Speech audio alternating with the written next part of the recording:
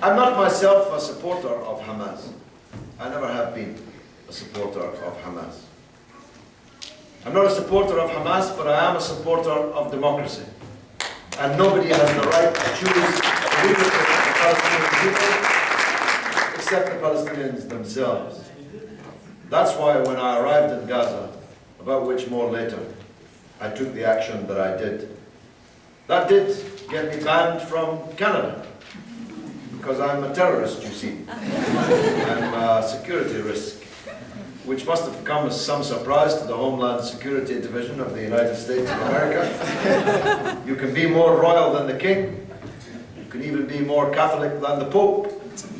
But to be more security conscious than the United States of America takes some beating. But that's what the Canadian government decided to do. But just like the book that's banned is always on the bestseller list, the speeches that I gave to Canada from New York City itself, which knows a thing or two about terrorism, reached an audience 100, 1,000 times bigger than it would have reached if I had actually traveled there in person. I didn't get to go to Canada, but I got to spend 4 days in New York. Somebody's got to do it. It's hard work, I know. But this insult, to call me a terrorist, is exactly the insult that the Palestinian people have been subjected to these last 60 years. The injury of having lost their country, of having their country wiped off the map, their people scattered to the four winds as refugees, being forbidden to return to their land, having foreigners playing in their houses and their gardens, is added to by the insult that they, the victims of terrorism, are the terrorists, and that the terrorists, the perpetrators of terrorism, are called the victims of terrorism. This insult is the one that was also leveled at me. Because what did they say? I went to Gaza with 24 ambulances, with trucks full of medicine and wheelchairs and biscuits and food and clothes and tents, blankets. And this is terrorism? This devalues the whole meaning of the word terrorism to the point of bankruptcy. If this humanitarian aid can be called terrorism, then terrorism no longer has any meaning. And in fact, over the last 8 years, this whole discourse of the war on terror has bankrupted the English language itself. I'm reminded of the wonderful book, City of God, by St. Augustine, who told in that book of an encounter between Alexander the Great and a pirate ship on the high seas. Ordering the pirate to halt, Alexander demanded, "How dare you terrorize these waters as a thief?" And the pirate answered, "How dare you terrorize the whole world and call other men as you please?" Isn't that the world that we're living in today?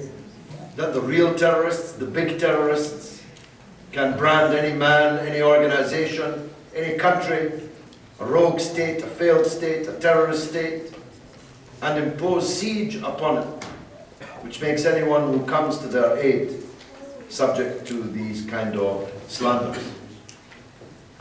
Well, as I say, I addressed huge audiences in Canada thanks to the wonders of the internet and video link, and every single person in Canada now knows who I am and what I was coming to Canada to speak about. And so it all spectacularly backfired. But I intend, in the courts in Canada, to challenge this designation. We started already the appeal to raise the funds for the legal case. I intend to return to Canada to give my speech in the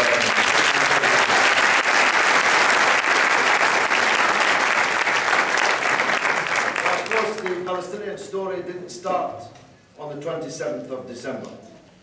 And Zahi made a very powerful point, one which I made myself in Parliament in the speech on Gaza during the war, which is available on YouTube. Another great breakthrough for us. Wallahi, this internet has transformed the landscape for us. People are telling me they watched me on Sky News or they see me on Press TV, and I've never set foot in San Diego in my life. But I made that very point, because in that debate, members of Parliament on all sides kept standing up and informing us that they'd visited Sderot. I was surprised so many people had visited Sderot. It's not exactly Paris. And I asked them in this debate, when you were in Sderot, did you see underneath the ruins of the Palestinian villages and the bones of the Palestinian martyrs on which Sderot is built? Did you know that 80% of the Palestinians in Gaza are refugees from exactly this place in southern Palestine? And you wonder why they're throwing up, although not for the 6 months of the ceasefire, rockets, ineffectual, militarily ineffectual rockets. It's a cry of despair, it's a cry of rage. The wonder is not that some people are sending some rockets, but that all the people are not firing rockets every day, because they've been locked up for the last 60 years in refugee camps that are no more than open-air concentration camps, the entrances of which are guarded by the very same people who on the 27th of December rained down death and destruction on the 1.5 million people living in this tiny piece of land, the most densely populated piece of land on the earth, 25 miles long, 2.5 miles wide. The people who did the bombing took the precaution of locking the gates so that the people had nowhere to run, had nowhere to hide. They were sending, they told the world on their media that they were sending SMS messages and dropping leaflets telling the people to stay away from the places that they were going to bomb, telling the people to flee. But flee to where? There is no place to flee in Gaza.